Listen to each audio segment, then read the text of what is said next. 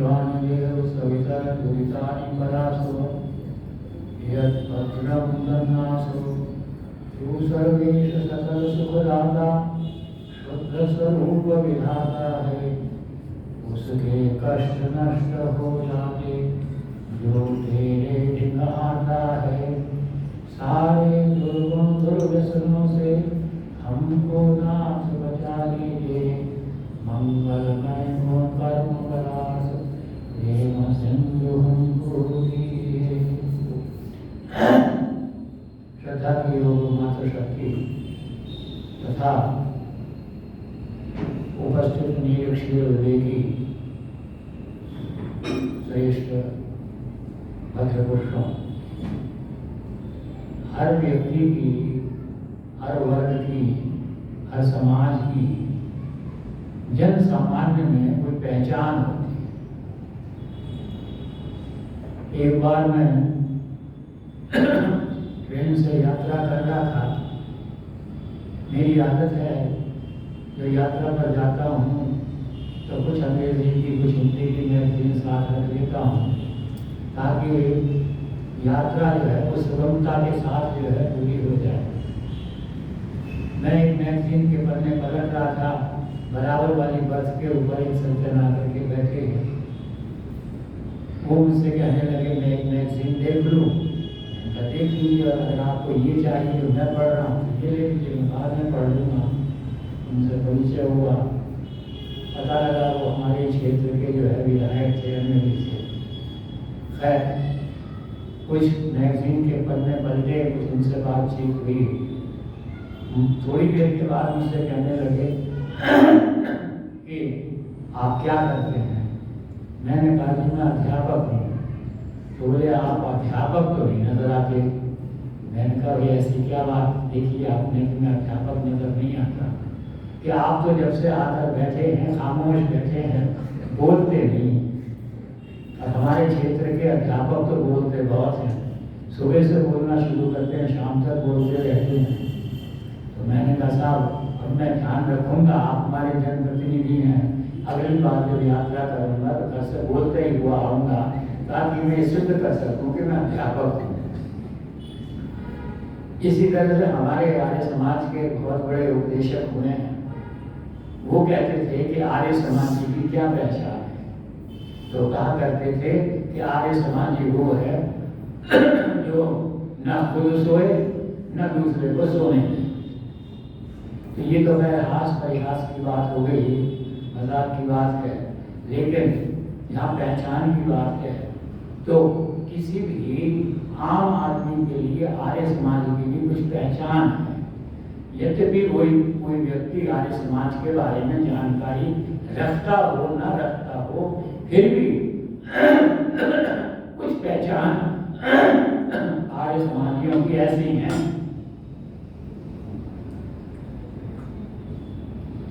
जिनको देख करके पता लग जाता है कि भाई आर्य समाजी है। उनमें सबसे पहली पहचान जो है वो है ओम की, क्योंकि महर्षि दयानंद ने हमको सबसे पहले यही बताया कि ओम जो है वो ईश्वर का प्रमुख नाम है और निजी नाम है।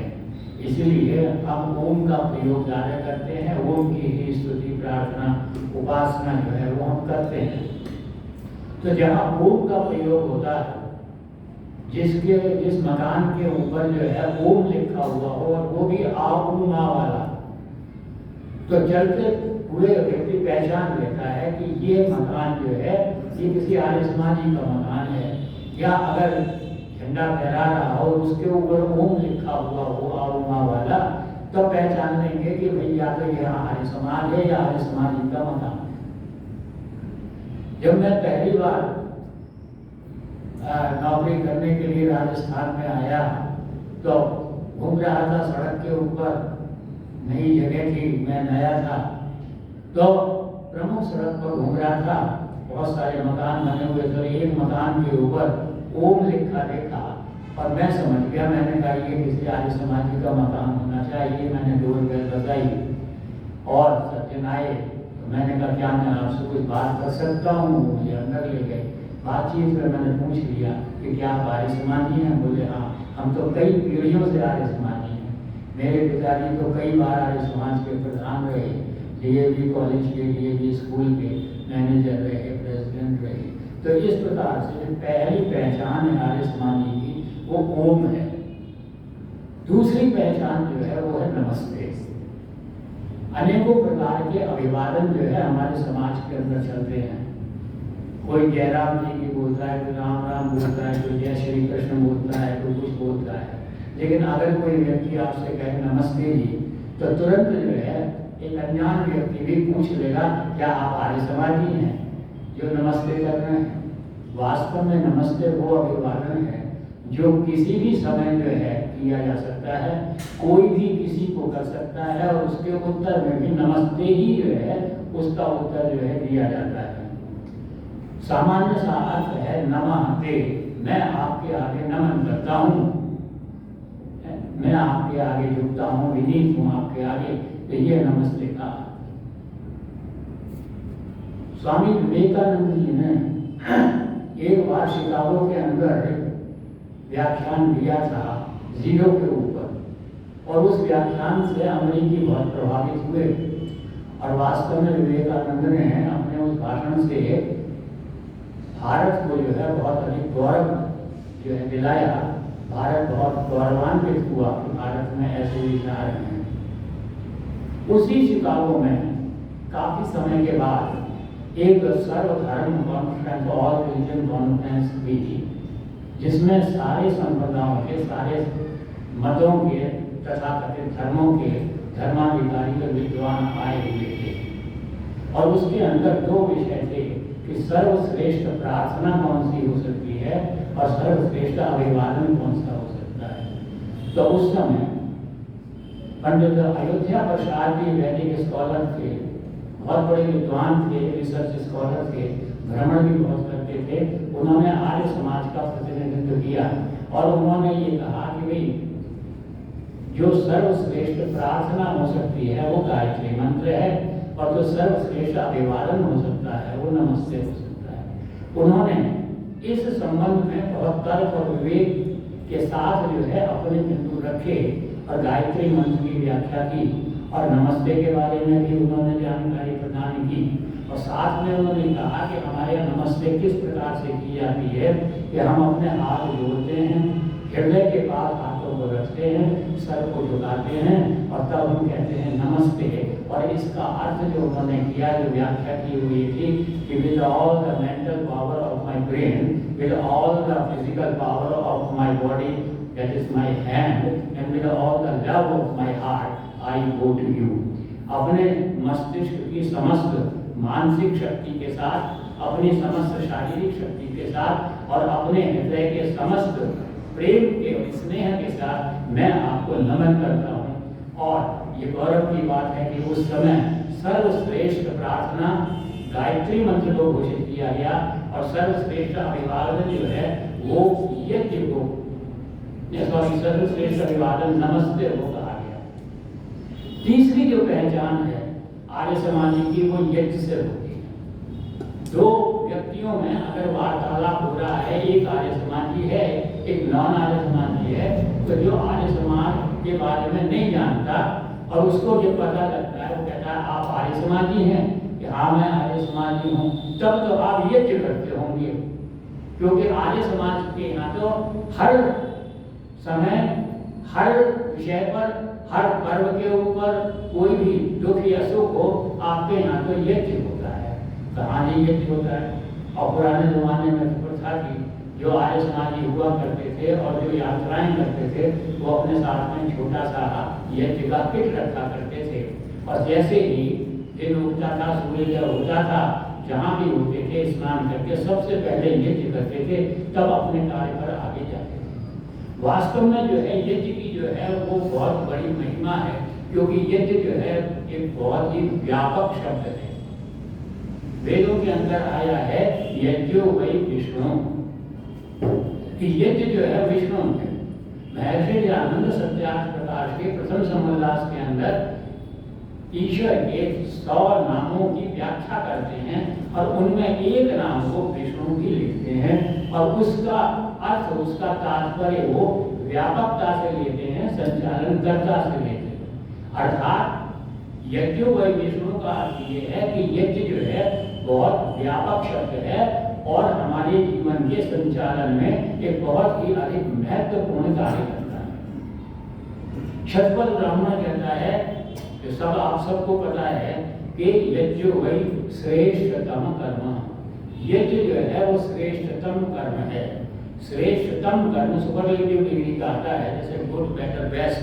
तो इसी तरह से श्रेष्ठतम, एक श्रेष्ठ कर्म होते हैं, एक श्रेष्ठता उनसे अधिक श्रेष्ठ होते हैं, एक सबसे श्रेष्ठ होते हैं, और वो जो है यज्ञ होते हैं। अर्थात जितने भी श्रेष्ठतम कर्म हैं वो यज्ञ के अंतर्गत आते हैं। उन्हीं के अंदर अग्निहोत्र जो है, हवन जो है, होम जो है, वो भी एक यज्ञ है।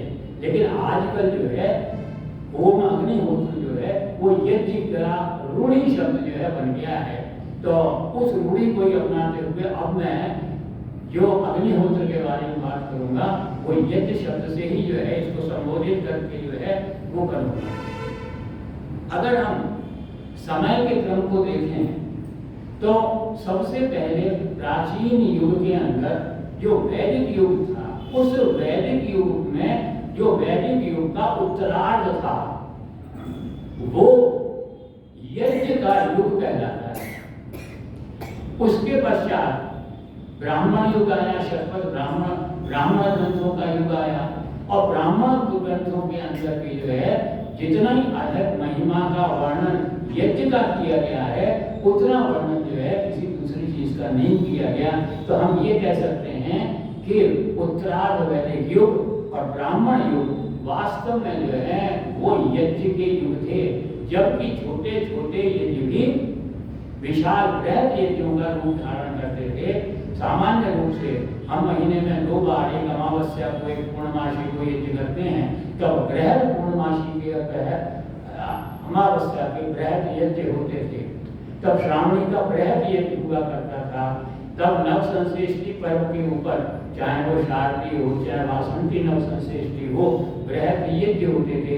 उस युग के अंदर जो है यज्ञ हुआ करते थे। उसके पश्चात जैसे आगे समय आया और रामायण का युग आया, इक्ष्वाकु वंश आया, तो हम देखते हैं कि इक्ष्वाकु वंश के जितने राजा महाराजा हुए हैं सब यज्ञ करते थे, चाहे वो दिलीप हो, चाहे बलि हो, चाहे अज हो, चाहे दशरथ हो, और सबने बहुत बड़े बड़े, रघु का यज्ञ जो है वो तो एक कथा आती है कौशल और तंतु की, कि रघु बैठे हुए जो है यज्ञ कर रहे थे।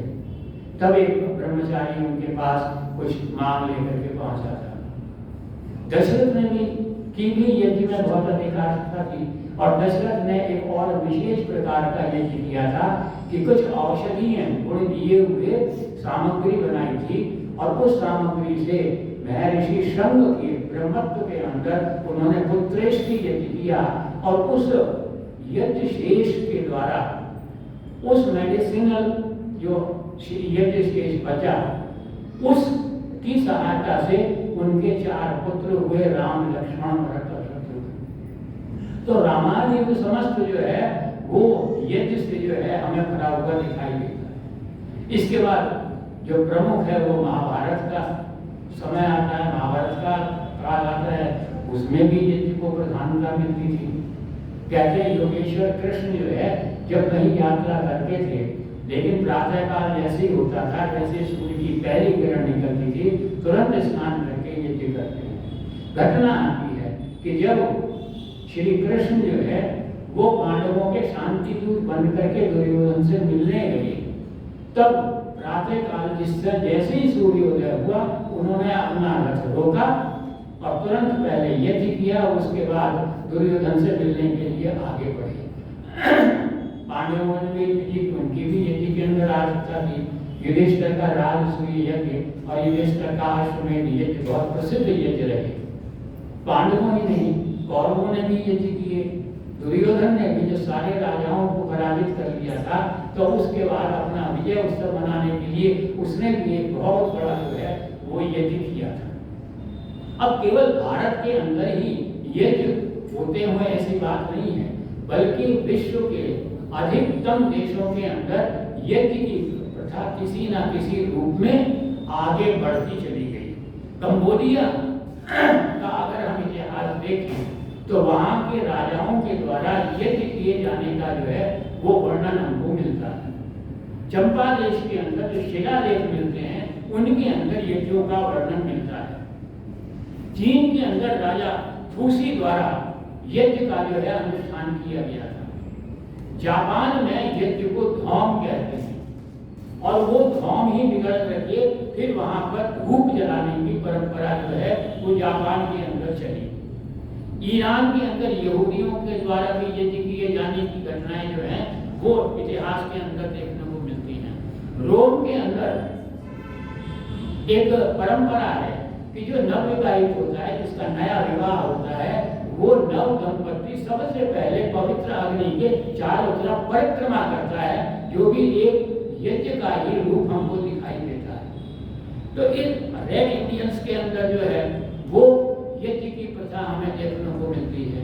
अमेरिका के अंदर जो स्टूडेंट्स होते हैं, जो विद्यार्थी होते हैं, उनका पहला कर्तव्य ये होता है कि वो मंदिर के अंदर स्थापित जो पवित्र अग्नि है उसकी रक्षा रात दिन करते रहें। और तो और ईसाई और मुसलमानों के अंदर भी हम ये देखते हैं कि वहाँ दो शब्द आते हैं, लोबान और उत्पत्ति। यह स्थापित की जाती है, एक अग्नि स्थापित की जाती है, कहीं लोबान कहते हैं एक जगह, दूसरी जगह उत्पत्ति कहते हैं, वो स्थापित करते हैं। अर्थात ये भी यज्ञ का जो है एक विकृत रूप हमको जो है दिखाई देता है। सिखों की अगर हम बात करें तो सिखों के उनका जो प्रमुख है 10 जो है गुरु महाराज हुए हैं। 10 गुरु महाराज ने यज्ञ की प्रतिष्ठा के अंदर यज्ञ के प्रति अपनी अगाध श्रद्धा जो है हमेशा व्यक्त की है। कहा जाता है कि गुरु गोविंद सिंह ने जो है 1.25 लाख दमड़े की सामग्री एकत्र करके जो है वो नैना देवी के मंदिर में यज्ञ रचाया। अगर इनके हम ग्रंथों को देखें तो इनके ग्रंथ भी जो है यज्ञ की महिमा से भरे पड़े मिलते हैं। और सबसे बड़ा जो ग्रंथ इनका ग्रंथ है जो पंथ प्रकाश कहलाता है, उसके अंदर तो दोहों के रूप में, चौपाई के रूप में और अनेक विधाओं के रूप में यज्ञ की महिमा का जो है वर्णन किया गया है। आप हवन के जाए जो गाये, कोई अवश्य मेव सब खाए। इस प्रकार की छोटे छोटे जो है पंक्तियां, छोटे छोटे दोहे, सौटे, चौपाइयां हमको जो है प्रकाश ग्रंथ के अंदर देखने को मिलती है। हिंदुओं के अंदर एक विशेष मत है जो संप्रदाय भी है और जो जाति भी है, जिसकी स्थापना गुरु जम्भेश्वर ने की थी। और उन्होंने कहा था कि जो मेरे अनुयायी हैं, जो मेरे श्रद्धालु हैं, वो 29 नियमों का पालन करें। 20 + 9, इसी से उनका नाम पड़ा विष्णोई, कि वो 29 नियमों का और उन 29 नियमों में जो सबसे ऊपर नियम बनाए गए हैं वो जीवों की रक्षा करना उनका कर्तव्य है, वृक्षों की रक्षा करना, उनका इतिहास जो है बलिदान का इतिहास, वृक्षों की रक्षा जो है वो हमको दिखाई देता है। और इसके साथ साथ यज्ञ करना, हवन करना परम कर्तव्य जो है उसका माना जाता है। तो इस प्रकार से हम देखते हैं कि यज्ञ की महिमा विभिन्न देशों में, वहाँ का इतिहास हमको बताता है, वहाँ यज्ञ की परंपरा थी। हमारा इतिहास बताता है कि हमारा इतिहास बड़ा हुआ है। इसीलिए महर्षि दयानंद ने सत्यार्थ प्रकाश में एक स्थान के ऊपर अपनी इच्छा व्यक्त की है कि देवालयों के अंदर दरवाजे बंद करके देव यज्ञ की प्रथा प्रारंभ होनी चाहिए। महर्षि दयानंद जो है वो सत्यार्थ प्रकाश के अंदर ये लिखते हैं, अग्निहोत्र के विषय में लिखते हुए लिखते हैं कि होम करने से पृथ्वी के सभी पदार्थ में उत्तमता आती है, सभी जीवों को परम सुख मिलता है। अग्निहोत्र करने वाले मनुष्य के ऊपर ईश्वर का अनुग्रह होता है। और ये कहाँ से लिखा? उनका आधार वेद था। यजुर्वेद कहता है आत्मा यज्ञेन कल्पताम, आयु यज्ञेन कल्पताम, प्राणो यज्ञेन कल्पताम, श्रोत्रम यज्ञेन कल्पताम, चक्षुर यज्ञेन कल्पताम, पृष्ठम यज्ञेन, आगे बढ़ते और अंत में कहते हैं यज्ञो यज्ञेन कल्पताम। कल्पताम का अर्थ होता है सामर्थ्यवान बनाना। हमारी आत्मा को जो है यज्ञ सामर्थ्यवान बनाता है, हमारे प्राणों को यज्ञ सामर्थ्यवान बनाता है, हमारे नेत्रों को यज्ञ सामर्थ्यवान बनाता है। मतलब चारों तरफ चहुमुखी विकास अगर कहीं से होता हमको प्राप्त होता है तो वही यज्ञों के द्वारा होता है। और वेद मंत्र इसके द्वारा एक अद्भुत बात की चतुर्थ शब्द और कहता है, यज्ञो यज्ञेन कल्पताम, कि यज्ञ भी यज्ञ के द्वारा ही सामर्थ्यवान जो है वो बनता है। महाराजा जनक ने एक बार बहुत बड़ा यज्ञ किया। उस यज्ञ के अंदर उन्होंने बड़े बड़े ऋषियों को, महर्षियों को आमंत्रित किया, बड़े विद्वानों को आमंत्रित किया, राजाओं को आमंत्रित किया, योद्धाओं को आमंत्रित किया, कोई नहीं छूटा। लेकिन जैसा होता है हमारे घर में भी, जब कोई विवाह होता है सबको निमंत्रण देते हैं, फिर भी बाद में पता लगता है कि कोई बहुत निकटतम व्यक्ति जो है वो आमंत्रण से रह गया, उसको इन्विटेशन नहीं जा पाया। तो इसी प्रकार से जो है वहां पर भी जो है उन्होंने जो है देखा कि सबको निमंत्रण चला गया, लेकिन एक महर्षि रह गए और उनका नाम था महर्षि उद्दालक। अब उद्दालक को जब ये पता लगा कि जनक जो है बहुत बड़े अनुष्ठान कर रहे हैं यज्ञ का, तब सोचा मैं तो नहीं जाऊंगा क्योंकि मुझे निमंत्रण ही नहीं मिला। वो कहते हैं बिना बुलाए कभी किसी का कहाँ हुआ सम्मान बता, तो मैं क्यों जाऊं। लेकिन फिर सोचा कि यह तो एक सार्वभौमिक कर्तव्य है, सार्वजनिक कार्य है, धार्मिक अनुष्ठान है, आध्यात्मिक कार्य है, इसलिए मुझे इसके अंदर जाना चाहिए। वो राजा जनक के पास पहुंचे और सबसे पहले उनको बुलाना दी कि आपने सबको निमंत्रण पत्र दिए लेकिन मुझे निमंत्रण नहीं दिया। राजा जनक ग्लानि से भर गए। राजा जनक तो वैसे ही विनय की प्रतिमूर्ति थे, उन्होंने जो है बड़ा जो है उनको शर्मिंदगी महसूस हुई, उन्होंने जो है बड़ा उनको उनसे क्षमा मांगी, पश्चाताप किया। तो बोले ठीक है आप, मैं आ गया हूँ, तो यज्ञ के अंदर जो है मैं शामिल रहूंगा, लेकिन आप यज्ञ के बारे में कुछ जानते हैं। उन्होंने कहा मैं यज्ञ के बारे में जानता हूँ। तब उन्होंने कहा कि तब मैं आपसे यज्ञ के संबंध में कुछ प्रश्न पूछूंगा। पहले राजा जनक तो विनय की प्रतिमूर्ति थे, अहंकार न आ जाए। उन्होंने कहा महाराज मैं यज्ञ को जानता हूँ, लेकिन मैं एक राजा हूँ, मैं एक क्षत्रिय हूँ और आप महर्षि हैं, और महर्षि तो मंत्र दृष्टा होता है, तो मैं यज्ञ के बारे में जानता हूँ लेकिन इतना नहीं जानता जितना आप जानते हैं। तब उद्दालक ने कहा तो फिर आपसे नहीं, मैं आपके यज्ञ के ब्रह्मा से प्रश्न पूछूंगा। ब्रह्मा के महर्षि याज्ञवल्क्य, तो याज्ञवल्क्य से पूछा, उन्होंने पूछा कि भाई यज्ञ की आत्मा क्या है, यज्ञ के प्राण क्या है, इस प्रकार के प्रश्न पूछे। तो याज्ञवल्क्य ने पहले प्रश्न का उत्तर दिया कि यज्ञ की आत्मा जो है वो स्वाहा है। अब स्वाहा शब्द जब आता है तो हमें यज्ञ के संबंध में दो प्रकार की विचारधाराओं जो है वो देखने को मिलती है। एक विचारधारा तो वो है जो यज्ञ को जो है स्वर्ग की सीढ़ी मानती है। दूसरी विचारधारा वो है जो यज्ञ को एक व्यर्थ का कार्य मानती है, कर्मकांड मानती है, व्यर्थ का है, बिना बात के। वो कहते हैं समय का नष्ट होता है, पूजा नष्ट होती है, पदार्थ नष्ट होता है, सबको जला करके खत्म कर देते हैं। तब क्या होता है, क्या शब्द इस्तेमाल करते हैं वो कि सबको स्वाहा कर देते हैं, अर्थात सबका नाश कर देते हैं, सबको नष्ट कर देते हैं। और प्रमुख रूप से इसी रूप में स्वाहा का बहुत सारे जगह जो है प्रयोग भी होता है। अभी पिछले दिनों जो है समाचार पत्र में देखा, एक स्थान के ऊपर तीर्थ यात्रियों से भरी हुई बस जा रही थी, पीछे बस में आग लग गई और वहां पर 20 तीर्थ यात्री मर गए। तो वो जो है जो मीडिया वाला है, जो समाचार पत्र वाला है, वो लिखता है और सब कुछ स्वाहा हो गया। सब कुछ स्वाहा हो गया का मतलब ये है कि सब कुछ नष्ट हो गया। तो एक विचारधारा के अनुसार तो स्वाहा का ये अर्थ है, और दूसरी विचारधारा जो यज्ञ को स्वर्ग की सीढ़ी मानते हैं और हर मंत्र के बाद, हर आहुति में जो है जब आहुति देते हैं मंत्र के बाद तो स्वाहा बोलते हैं, तो वो तो श्रेष्ठतम उत्कृष्टतम रूप में जो है मतलब संतुष्टि की जो है जो पराकाष्ठा होती है उस श्रेणी तक पहुंचते हैं। जो प्रसन्नता का अनुभव शीर्षस्थ हो सकता है उसका अनुभव कर सकते हैं और वो स्वाहा बोलते हैं। स्वाहा के ऊपर बड़े विद्वानों ने बड़ी बड़ी व्याख्याएं लिखी।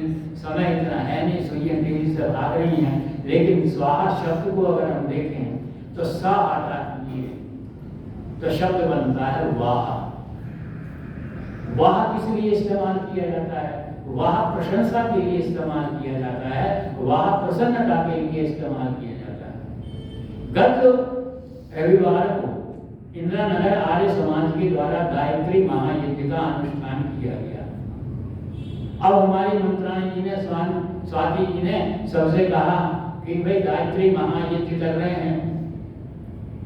तब किसी ने तो कहा अरे क्या बेकार कुछ टाइम वेस्ट कर रहे हो, आज 2 की जगह 4 घंटे लगा दोगे, इससे तो किसी भजनी को बुला लेते तो ज्यादा अच्छा रहता।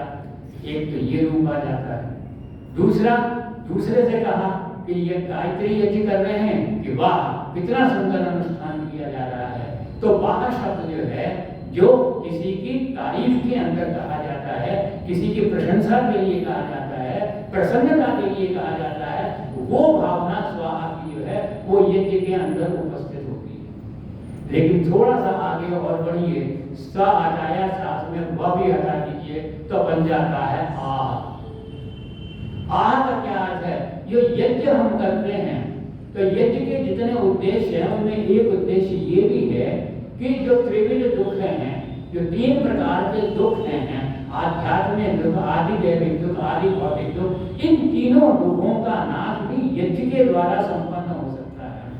अर्थात हमारे अंदर वो संवेदना होनी चाहिए कि हम किसी की पीड़ित व्यक्ति की, किसी शोषित व्यक्ति की, किसी मजबूर व्यक्ति की दुर्दशा देख करके हमारे मुंह से आहा निकल जाए और हम उसके उस कमी को, उस दुख को, उस पीड़ा को दूर करने का जो है प्रयत्न करें। और वो दूर करने का प्रयत्न करने का जो माध्यम होता है वो भी आहा होता है। हम भजन गाते हैं कि दुखिया पास खड़ा है कोई, तूने मौज उड़ाई तो क्या, भूखा प्यासा पड़ा पड़ोसी, तूने रोटी खाई तो क्या। तो वास्तव में यज्ञ जो है इस आहा को जो है ना वाह में परिवर्तित कर देने की एक अकल्पनीय जो है ये विधा है, ये एक विधि है। और इस यज्ञ के लिए जैसा मैंने कहा, जो जनक जी का आपके सामने कथानक रखा उसका उद्देश्य क्या था? वो जो महर्षि उद्दालक आए उन्होंने ये कहा कि मैं आपको यज्ञ के बारे में ज्ञान है। अर्थात उनका कहने का तात्पर्य ये था कि यज्ञ करने का अधिकार तब मिलेगा जब आपको यज्ञ के बारे में ज्ञान भी हो। छांदोग्य उपनिषद के अंदर आता है कि अगर बिना ज्ञान के, बिना जानकारी के यज्ञ की आहुतियां दी जाती हैं तो वो एक प्रकार से राग के अंदर दी गई जो है आहुतियां होती हैं। तो इसलिए जो है यज्ञ के बारे में जानकारी आवश्यक है। और इस यज्ञ की एक अलौकिक पद्धति, एक अपूर्व पद्धति, एक पूर्ण पद्धति महर्षि दयानंद ने हमको दी, जिसके अंदर मैं कहता हूं उन्होंने अपना समस्त ज्ञान, अपना समस्त योग, अपना समस्त तप, अपनी सारी समझ, सबका निचोड़ इस पद्धति के अंदर हमारे सामने प्रस्तुत कर दिया, जो पूर्ण रूप से एक व्यवस्थित पद्धति है, एक पूर्ण पद्धति है, एक पूर्ण अनुशासन है यज्ञ को करने का। तो अगर हम उस पद्धति की तरफ ध्यान दें तो हम ये देखते हैं कि उनके द्वारा जो पद्धति दी गई यज्ञ की, उसको हम 4 भागों में बांट सकते हैं। पहला भाग है पवित्रीकरण, दूसरा भाग है योग्यता संपत्ति, तीसरा भाग है विषय प्रधान और चौथा भाग है उपसंहार। उपसंहार तो आप जानते हैं क्या होता है। जब हमारे यहाँ कोई कार्यक्रम होता है तो उपसंहार में क्या होता है, एक तो अपील की जाती है कि भाई आप हमें सहायता दीजिए, आर्थिक सहायता दीजिए, और लोगों का धन्यवाद दिया जाता है, आभार व्यक्त किया जाता है, ज्ञापन दिया जाता है। तो वो ज्ञापन अंत में यज्ञ के अंदर जो है आपो ज्योति रस के बाद जो मंत्र हैं वो उस चीज का ज्ञापन जो है। और पहला है पवित्रीकरण। हम जब प्रतिदिन सो करके उठते हैं तो सबसे पहला कार्य क्या करते हैं? सबसे पहले अपने शरीर को शुद्ध करते हैं, पवित्र करते हैं। सबसे पहले बाथरूम में जाते हैं, पानी का इस्तेमाल करते हैं, अपने आप को पवित्र करते हैं।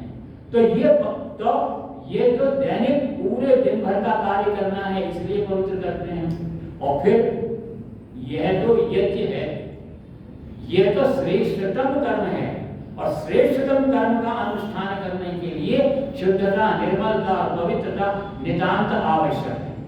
अब इसके बाद इसके अंदर दो चरण होते हैं, दो पग हम चलते हैं, दो काम करते हैं। अक्सर यही प्रश्न पूछे जाते हैं, जो जानकार नहीं होते आजकल के युवा हैं, बोले जी क्या नाटक करते हो, कभी पानी पी रहे हो, कभी अंगुल से लगा रहे हो, कभी ये कर रहे हो, कभी कहते हो उत्तर में डालो, कभी दक्षिण में डालो, कभी जल सिंचन करो, ये क्यों इतना टाइम वेस्ट करते हो? अरे भाई आपकी बात मान ली हमने कि इससे प्रदूषण समाप्त होता है, पर्यावरण शुद्ध होता है, तो क्या जरूरत है कि कोई जो है बनरघट्टा से आ रहा है और कोई जो है व्हाइट फील्ड से आ रहा है, 2-2 घंटे यात्रा करके, अरे एक आदमी की ड्यूटी लगा दो, वो लकड़ियाँ रख देगा, सामग्री रख देगा, घी डाल देगा, आग लगा देगा और सुगंधी फैल जाएगी, प्रदूषण दूर हो जाएगा। हाँ, कुछ स्तर तक जो है, कुछ परसेंटेज में प्रदूषण दूर होगा, पर्यावरण की रक्षा होगी, लेकिन जो संपूर्ण उद्देश्य है वो पूरा नहीं होता। वो पूरा एक निश्चित विधि के, निश्चित व्यवस्था के अनुसार चलते हुए, निश्चित अनुशासन का पालन करते हुए ही हो सकता है। इसलिए ये क्यों करते हैं उसका प्रश्न जो है आवश्यक। तो इसके अंदर हमारे सामने दो अंग हैं, इसके दो कार्य हैं। एक तो हम आचमन, आचमन में आ और चमन दो शब्द आते हैं। आ का मतलब आता है संपूर्ण रूप से, सम्यक रूप से, और चमन माने ग्रहण करना। मतलब हम जो है योग्य हो जाएं इस अनुष्ठान को करने के लिए, यज्ञ को करने के लिए, इसलिए हम जो है इसमें आचमन करते हैं। और आचमन में क्या करते हैं? पंडित जी कहते हैं कि अपने दाएं हाथ की अंजुली के अंदर जल लीजिए। अब अंजुली में जल लेने की क्या आवश्यकता है? क्यों हाथ गीले करते हो? चम्मच से पानी पी लो, कटोरी से पी लो, गिलास से पी लो, क्या? तो वास्तव में उद्देश्य क्या है आचमन का? उद्देश्य ये है कि हम जल के द्वारा जल लेते हैं, क्योंकि जल जो है वो निर्मलता प्रदान करता है, शीतलता प्रदान करता है, शुद्धता प्रदान करता है। इसलिए जल को हम लेते हैं। और उद्देश्य क्या है? उद्देश्य ये है कि इतना पानी लें जो हमारे हृदय के ऊपर के स्तर तक, जिसको हम ब्रह्म क्षेत्र कहते हैं, इस तक पहुंच सके बस। अब इसका मापन, इसका मेजरमेंट कैसे हो? तो इसका मेजरमेंट जो है हमारे शरीर के अंदर कितनी दूरी पानी को तय करनी है, या हमारा शरीर निर्धारित करेगा। छोटे से बच्चे के लिए ये क्षेत्र छोटा सा होगा, एक किशोरावस्था के लिए कुछ बड़ा होगा, और 6 फुट लंबे आदमी के लिए सारे होगा, सारे लंबी नलिका होगी। तो ईश्वर ने, परमपिता परमात्मा ने हमारे अंग के ही अंदर जो है वो मेजरिंग जो है सिलेंडर हमें दे दिया है, और वो हमारी अंजुलि है। हमारी अंजुलि के अंदर उतना ही पानी आता है जितना कि हमारे ब्रह्म क्षेत्र में पहुंचने के लिए आवश्यक है। एक आयुर्वेद के बहुत बड़े विख्यात आचार्य हुए हैं वाक्पति जी। वाक्पति जी कहते हैं कि पानी को बहुत धीरे धीरे और थोड़ा थोड़ा पीना चाहिए, और वो इसके अंदर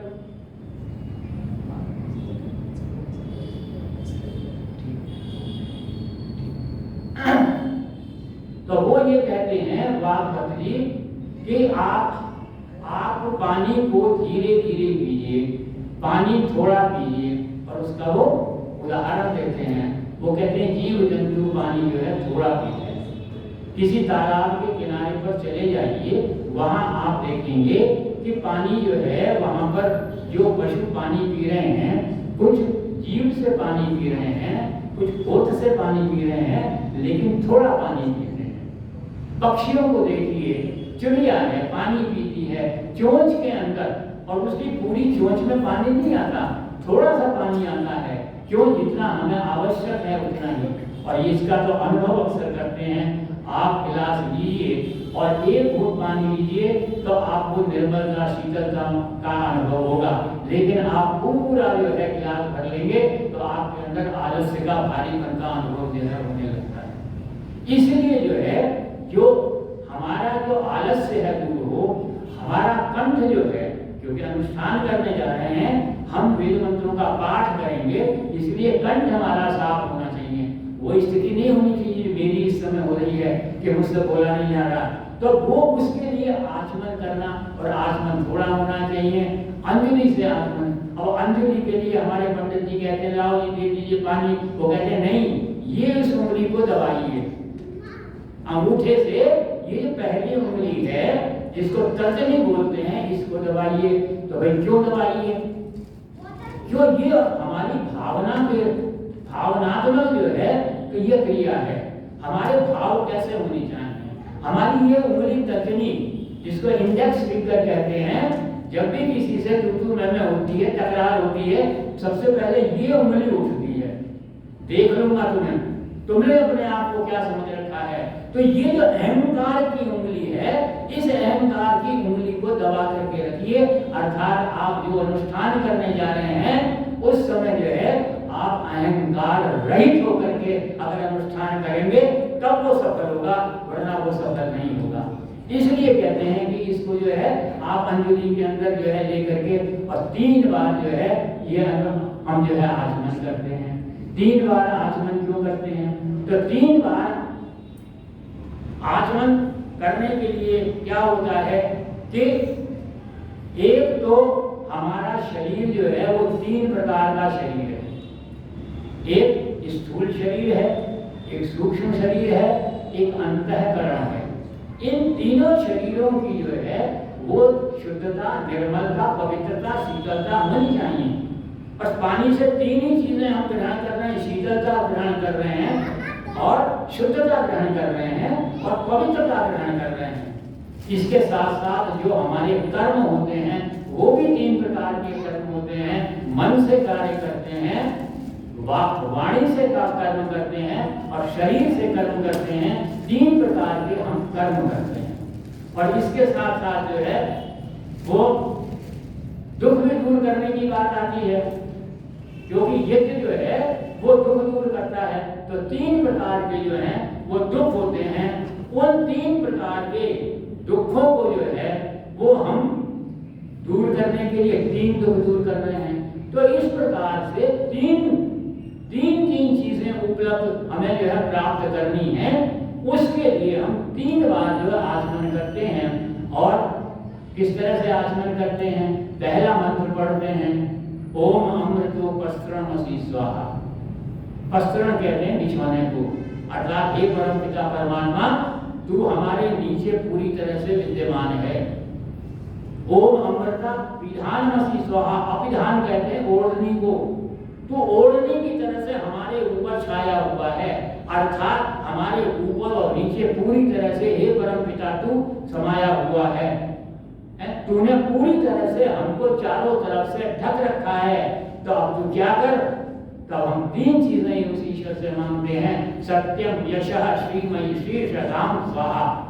तब वो तीसरा आचमन करते हैं, हे ईश्वर हमें 3 चीजें प्रदान करो। क्या प्रदान करो, सत्य को प्रदान करो, सत्यम यशः यश को प्रदान करो, और तीसरी चीज श्री को प्रदान करो। तो ये 3 चीजें जो मांग रहे हैं, इसलिए जो है हम 3 बार आचमन करते हैं। अब इसके बाद हम यहाँ मानसिक रूप से तैयार हो रहे हैं, शारीरिक रूप से भी इस अनुष्ठान को, तो क्या आवश्यक है कि हमारे सारे अंग जो हैं वो स्वस्थ होने चाहिए, पवित्र होने चाहिए, शुद्ध भावनाओं से युक्त होने चाहिए। तब हम उसके लिए संकेत के रूप में जल से ही, क्योंकि जल में ही ये 3 गुण हैं जो हमें प्राप्त करने हैं, और जल हमको प्रदान करता है। हम अंग स्पर्श करते हैं, और जब हम स्पर्श करते हैं तो क्या करते हैं, बाएं हाथ की हथेली में अंजलि बनाते हैं, और तब पंडित जी हमसे कहते हैं कि बीच की 2 उंगलियां जो है पानी में डुबो करके अंग स्पर्श करने हैं। क्यों भाई, हम तिलक करते हैं तो अंगूठे से करते हैं, तो अंगूठे से जो है अंग स्पर्श क्यों नहीं करते। तो और 2 उंगलियों से बीच की ही 2 उंगलियों से क्यों करना है? तो भाई इस उंगली के बारे में तो मैंने आपको बता दिया कि इसको जो है हमें साथ इस समय नहीं रखना है, क्योंकि ये जो है अहंकार की उंगली है। यहाँ पंडित रविशंकर, श्री रविशंकर का एक बहुत बड़ा आश्रम है, बहुत कई किलोमीटर में फैला हुआ है। मैं यहाँ आया, एक बार नहीं कई बार वहाँ जा चुका हूँ। अब तो वहाँ पर बहुत बड़ी हजारों लोग जो है उनकी भोजनशाला के अंदर, हॉल के अंदर जो है वो भोजन कर सकते हैं। पहली बार जब गया था तो उनका इतना बड़ी एम्पायरशिप को देखने में थकान महसूस होने लगी। फिर किसी से पूछा कि भाई कहीं यहाँ पे रेस्टोरेंट, चाय की दुकान मिलेगी क्या, थकान बहुत हो रही है। तो उनके उस श्रद्धालु ने, उस भक्त ने कहा, साहब आप भोजनशाला में चले जाइए, वहाँ प्रसाद मिलेगा। वहाँ भोजन को प्रसाद बोलते हैं, लंच का टाइम हो गया था। तो मैं वहाँ पर गया और वहाँ जाकर के तब उस वक्त उनके फर्स्ट फ्लोर के ऊपर एक खुली हुई जो है वो भोजनशाला बनी हुई थी। डाइनिंग हॉल तो नहीं था, डाइनिंग स्पेस थी। तो जब सीढ़ियों में चढ़ा था तो वहाँ पर एक बोर्ड लगा हुआ था, उस पर लिखा हुआ था, please leave your ego and shoes here. कृपा करके अपने अहंकार को और अपनी बालिकाओं को यही छोड़ करके जाइए। तो अहंकार को दूर करना जो है नितांत आवश्यक है। इसलिए इस उंगली से जो है अंग स्वर, और इसको क्या कहते हैं? इसको कहते हैं कनिष्का। कनिष्का मतलब सबसे छोटा। अब सबसे छोटा साथ हो तो छोटी भावना साथ आ जाती है, फिर वो बात सामने आ जाती है, वो प्रार्थना साथ आ जाती है कि मैं मूर्ख खलगामी। तो भाई मैं मूर्ख खलगामी जो है वो वैदिक संस्कृति जो है वो हमें परमिशन नहीं देती, इजाजत नहीं देती कि क्यों? क्योंकि हम तो गायत्री मंत्र पढ़ते हैं, हम तो परमपिता परमात्मा से बुद्धि की, मेघा की, प्रज्ञा की, पितंबरा की जो है ईश्वर से प्रार्थना करते हैं। हम मूर्ख खलगामी क्यों बनेंगे? तो ये जो कनिष्ठता है, जो छोटे विचार हैं, जिसको हम इन्फीरियरिटी कहते हैं, तो जिस समय हम कोई कार्य करने जा रहे हैं हमारे अंदर सुपीरियरिटी कॉम्प्लेक्स भी नहीं होना चाहिए और हमारे अंदर इंफीरियरिटी भी नहीं होनी चाहिए। एक साम्य अवस्था में, एक इक्विलिब्रियम के अंदर जो है हमको यह अनुष्ठान करना है, शारीरिक दृष्टि से, मानसिक दृष्टि से। तो शारीरिक दृष्टि में भी ये दोनों चीजें छोड़ करके जो है हम जो है स्पर्श करते हैं और फिर हम मंत्र पढ़ते हैं वाम विनाश से। तो इस प्रकार से हम अपने मन को, अपने सूक्ष्म शरीर को, अपने अंतःकरण को, अपने स्थूल शरीर को शुद्ध करते हैं, पवित्र करते हैं, निर्मल करते हैं।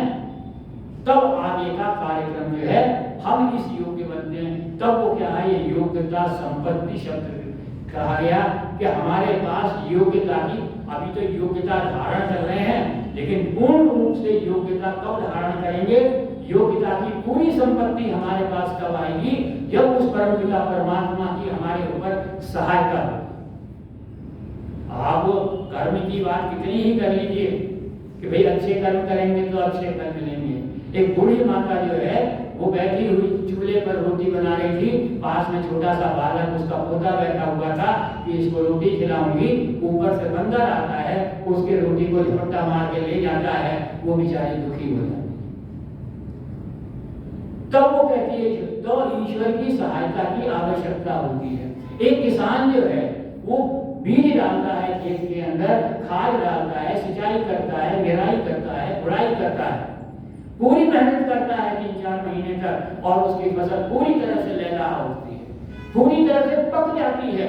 लेकिन अचानक जो है टिड्डी लगा करके आक्रमण कर देता है और उसकी सारी जो है फसल नष्ट हो जाती है। उसने कौन सा कर्म किया था? उसने तो परिश्रम ही किया था, उसने तो मेहनत ही करी थी। तो इसलिए ईश्वर की सहायता की नितांत आवश्यकता है। क्यों? जब भी हम कोई कार्य करने जाते हैं और हमें कठिनाई होती है, तब हम उस परमपिता परमात्मा को याद करते हैं। एक छोटा सा बालक है, आम का पेड़ लगा हुआ था, ऊपर एक रसदार पका हुआ आम जो है लटक रहा था। वो उस आम को तोड़ना चाह रहा था, चढ़ने का प्रयत्न कर रहा था, थोड़े नीचे चढ़ता, फिर नीचे लुढ़क पड़ता, उछलने लगा, कूदने लगा। जब नहीं काम बना तो उसने शब्द कहा, माँ आओ मेरी सहायता करो। उसकी माता आती है, उसकी माता उसको अपने कंधे पर बैठाती है और वो उसका हाथ उस आम तक पहुंच जाता है और उस आम पके हुए आम का वो रसा स्वादन कर लेता है, उसको उसकी माता की सहायता की आवश्यकता थी वो प्राप्त हो गई और उसने उसका रसा स्वादन कर लिया। बिल्कुल यही स्थिति जो है हमारी योग्यता संपत्ति के अंदर है। तो ईश्वर की सहायता कैसे प्राप्त हो? ईश्वर से प्रीति होनी चाहिए। ईश्वर से प्रीति कब होगी? तब उसके लिए 3 बातें महर्षि दयानंद ने बताई, ईश्वर की स्तुति, प्रार्थना और उपासना।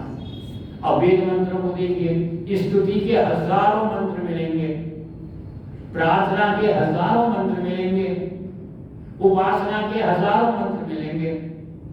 हमारे वो प्रिय नवयुवक जो है अनिल जी आज आए नहीं, 40 लेक्चर दे चुके हैं उपासना के ऊपर, ना जाने कितने उपासना के मंत्र जो है उनकी व्याख्या कर चुके हैं, पर ना जाने कितने अभी बाकी हैं। तब कैसे करें? तो महर्षि दयानंद ने अपनी जो है रितंबरा से, अपनी योग साधना से इन हजारों मंत्रों के अंदर जो है वो 8 मंत्र छांटे।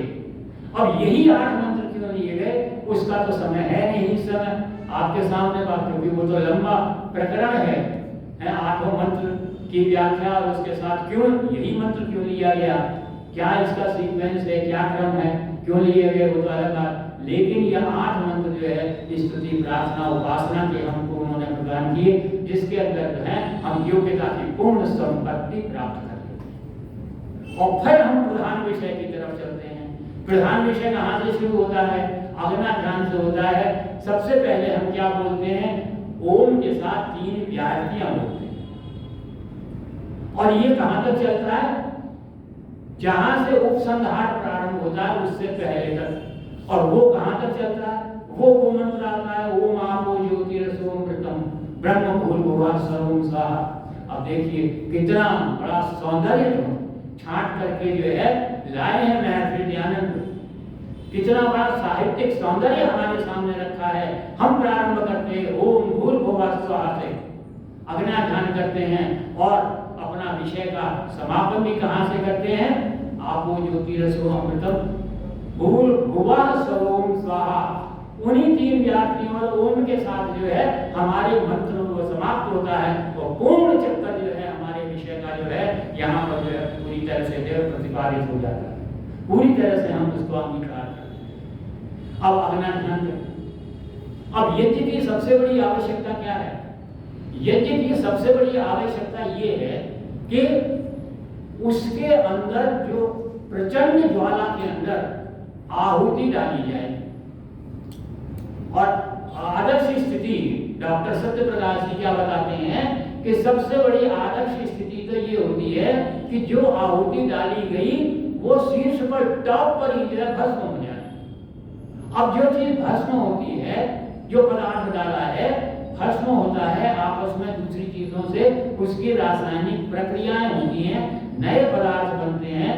नए पदार्थ भी जो है आणविक स्थिति में परमाणुविक अवस्था के अंदर आते हैं। वो लाना हमारा उद्देश्य है। तो उद्देश्य क्या है? तो उसके अंदर उस उद्देश्य को कैसे पूर्ण करेंगे?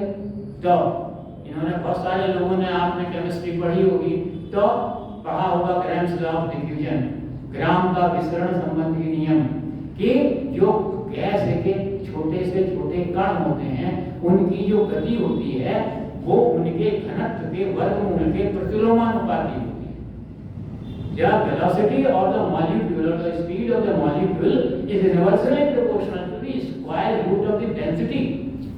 तो इतना सूक्ष्म स्थिति के अंदर अणु और परमाणु लाते हैं और वो कब संभव है वो वहां। और दूसरी आवश्यकता क्या है? दूसरी ये है कि जो अग्नि पैदा हो रही है, वो ज्वाला पैदा हो रही है, जो ऊष्मा पैदा हो रही है वो तीव्रता के साथ पैदा होनी चाहिए, तेजी के साथ पैदा होनी चाहिए। तो इसी के लिए संविधाएं कैसी लेनी चाहिए वो हमारे सामने प्रश्न आता है। और महर्षि दयानंद ने अपने देश की छोड़ दीजिए, विदेशों तक के अंदर जो है कौन से पीढ़ी की संविधाएं लेनी चाहिए जो शीघ्रता से जो है अग्नि को प्राप्त कर लें, जो शीघ्रता से ताप को जो है पैदा करें। क्यों? क्योंकि हमको तो प्रचंड ज्वाला चाहिए। तब फिजिक्स के अंदर वो जो नियम आते हैं वो हमको देखने पड़ते हैं। न्यूटन ने बताया कि Newton's law of cooling, Newton's law of heating, Newton's law of burning, है कि जो ठंडे होने की दर है वो व्यावहारिक जो वातावरण का तापक्रम है और जो ताप का अंतर है उनके सीधा समानुपाती होती है। जितना अंतर ज्यादा होगा तो जितना अंतर ज्यादा होगा जितना अधिक अंतर होगा और पूर्ण रूप से ऊष्मा प्राप्त हो, पूर्ण रूप से अग्नि प्राप्त हो, इसका मतलब क्या है कि जो संविधा आप प्रयोग में ला रहे हैं वो पूरी की पूरी संविधा राख के अंदर परिवर्तित हो जाए, कोयला ना बने। अगर कोयला बनेगा तो कार्बन डाइऑक्साइड के चांसेस जो हैं वो बहुत ज्यादा हो जाएंगे, संभावना अधिक होती और कार्बन मोनोऑक्साइड भी बन सकती है। तो इसलिए संविधाओं का निर्धारण किया कि संविधाएं ऐसी होनी चाहिए और फिर अग्नि प्रज्वलित करने के लिए उनका जो व्यवस्था है यज्ञ कुंड के अंदर और उस लौ को प्राप्त करना है, उसके लिए भी जो क्योंकि अग्निहोत्र स्वयं में विशुद्ध विज्ञान है। तो जैसे फिजिक्स की अपनी लेबोरेटरी होती है, केमिस्ट्री की अपनी लेबोरेटरी होती है, इसी तरह से यज्ञ की जो लेबोरेटरी है वो यज्ञशाला है और उसका सबसे प्रमुख उपकरण जो है वो हमारा हवन कुंड है, यज्ञ कुंड है। तो एक निश्चित आकार दिया, सिर्फ इसी आकार के ऊपर हमारी अग्नि की ज्वाला जो है वो वैसी बनेगी जैसे केमिस्ट्री लैब के अंदर बर्नर की बनती है, जो एक तरफ से पूरी तरह से केंद्रित होती है और एक अग्नि वो होती है जो चिता के अंदर होती है जो चारों तरफ फैलती है। तो फैलने वाली नहीं, हमको केंद्रित करने वाली जो है अग्नि की आवश्यकता है।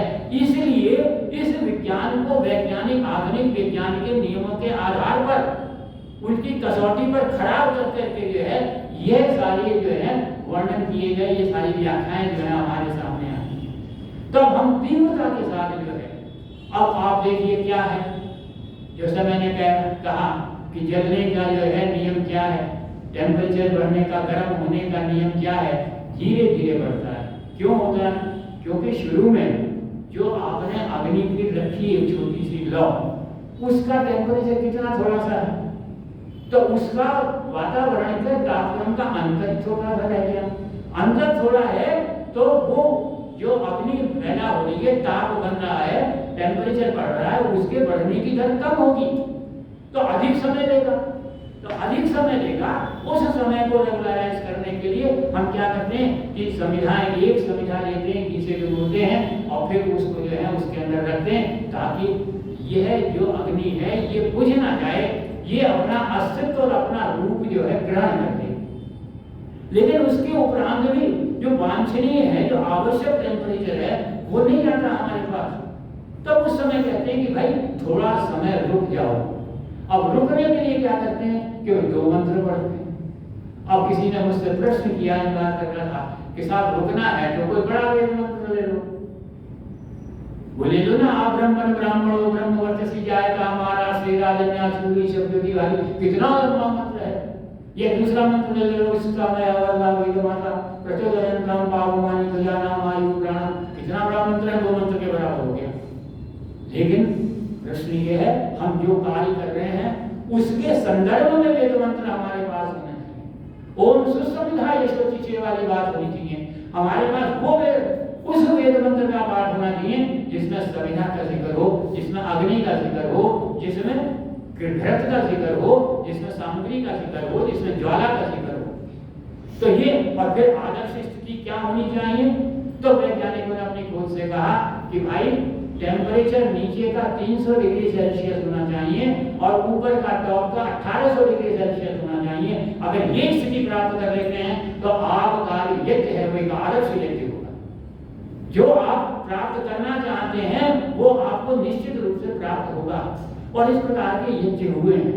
उदयपुर यूनिवर्सिटी की फिजिक्स लेबोरेटरी में हुआ, राजस्थान यूनिवर्सिटी की फिजिक्स लेबोरेटरी में हुआ और दिल्ली यूनिवर्सिटी में हुआ और गूगल मोलर काउंटर साथ रखा गया जो कि रेडिएशंस को नाप रहा है, पहले भी बाद में 12 घंटे बाद, 24 घंटे बाद, और तब ये देखा गया कि वास्तव में जो है ये यज्ञ जो है ये एक अद्भुत विधा है, एक अद्भुत कर्मकांड है और इसको सिद्ध किया वैज्ञानिक ढंग से कि ये जो होना है।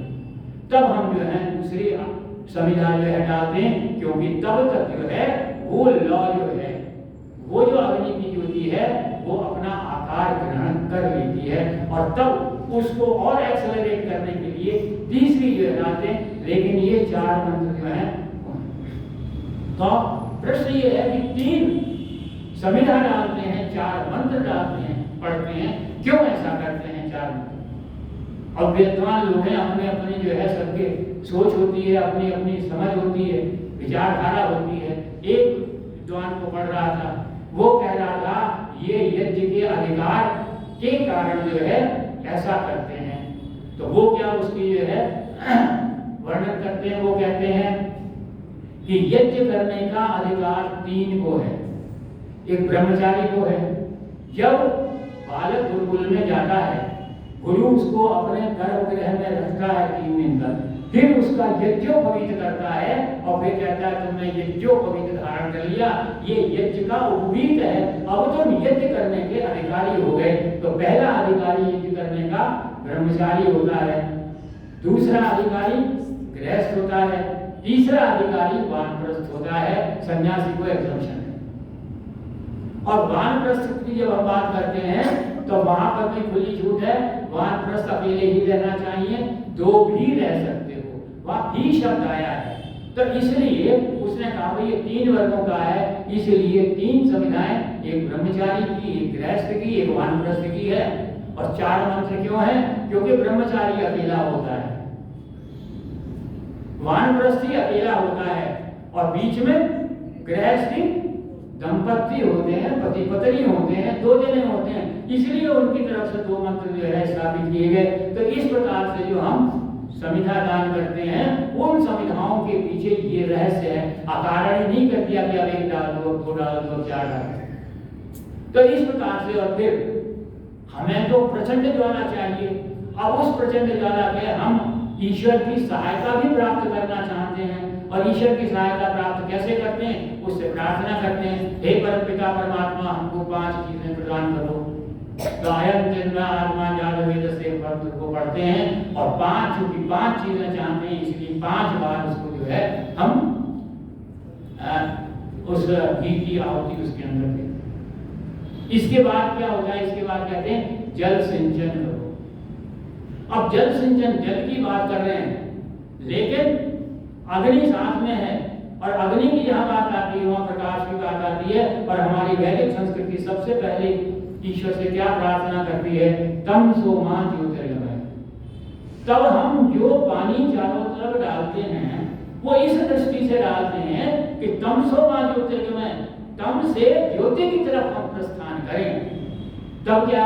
पूर्व की तरफ जब डालते हैं तो पूर्व जो है वो प्रकाश की दिशा है, और पंडित जी क्या कहते हैं? दक्षिण से उत्तर की तरफ जल सिंचन कीजिए। दक्षिण अंधकार की दिशा है, उत्तर प्रकाश की दिशा है, तो अंधकार से प्रकाश प्लस प्रकाश की दिशा में चलते हैं।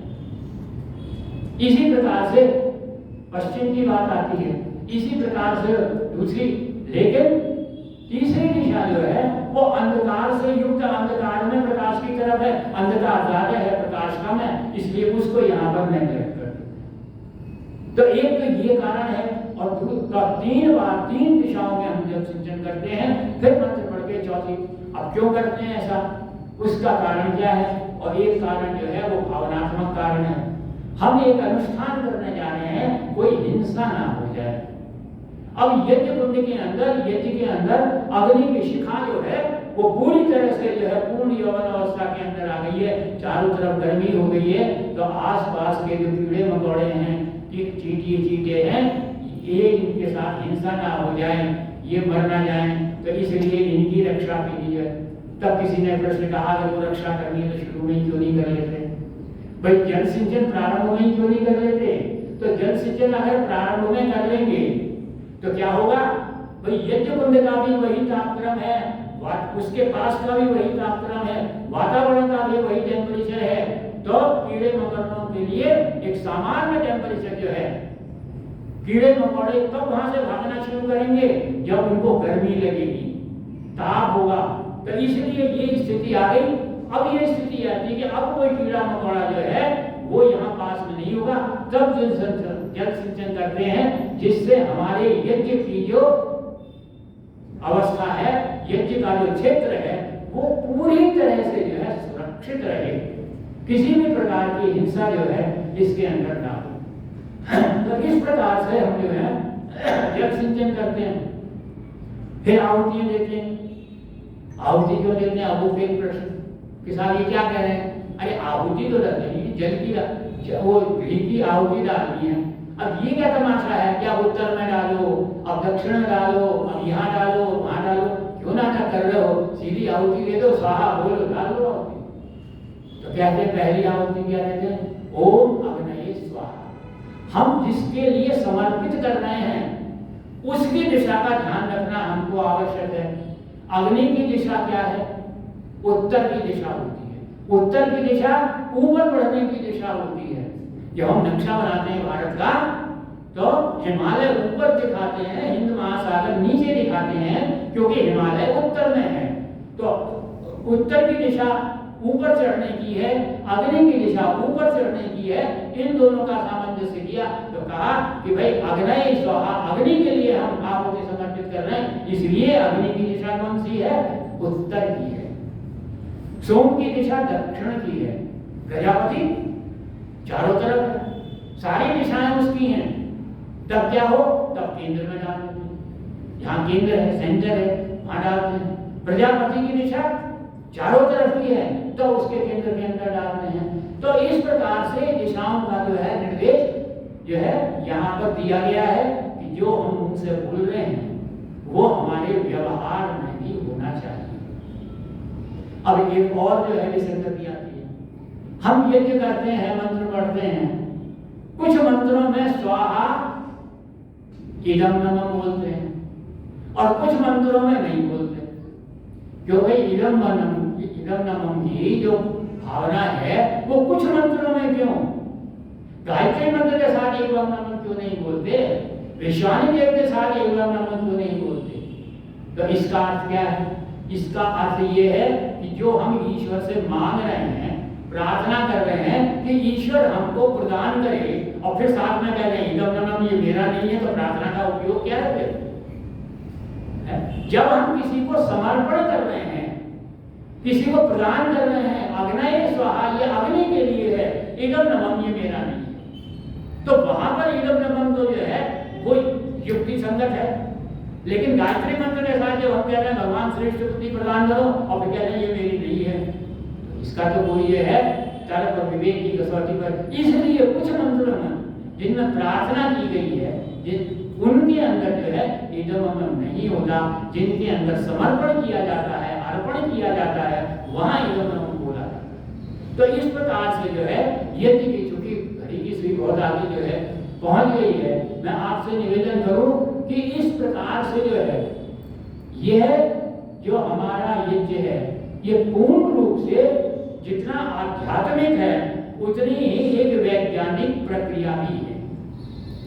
और इसके अंदर फिर खोजें की गई और कहा गया किस प्रकार की वाष्प पैदा होनी चाहिए जो बादलों का निर्माण कर सके। तो वृष्टि यदि की बात जो है वो हम करते हैं तो वास्तविक रूप से वो फलीभूत होती है।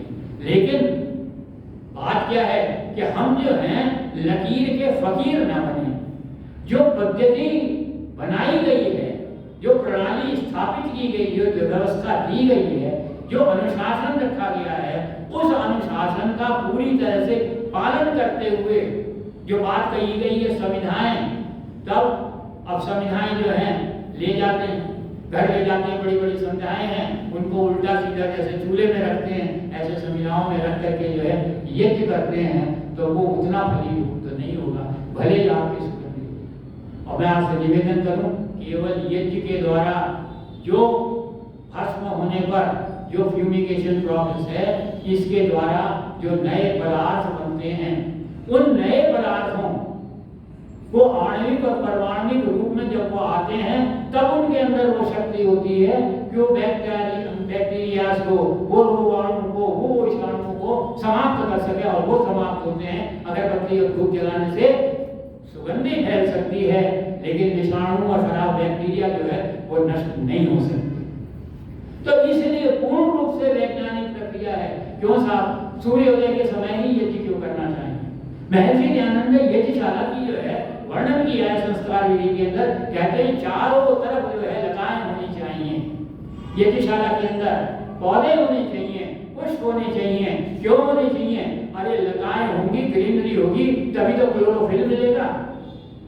और इधर क्लोरोफिल है, इधर पानी हमारे पास है, कार्बन डाइऑक्साइड बन रही है, और उधर सूर्य का प्रकाश आ रहा है। और इन सब के लिए एक निश्चित दिशा के अंदर जो है हमारी कार्बन डाइऑक्साइड का उपयोग कर सके, कौन सी क्रिया होती है साइंस के अंदर? वो होती है फोटोसिंथेसिस, प्रकाश संश्लेषण की क्रिया।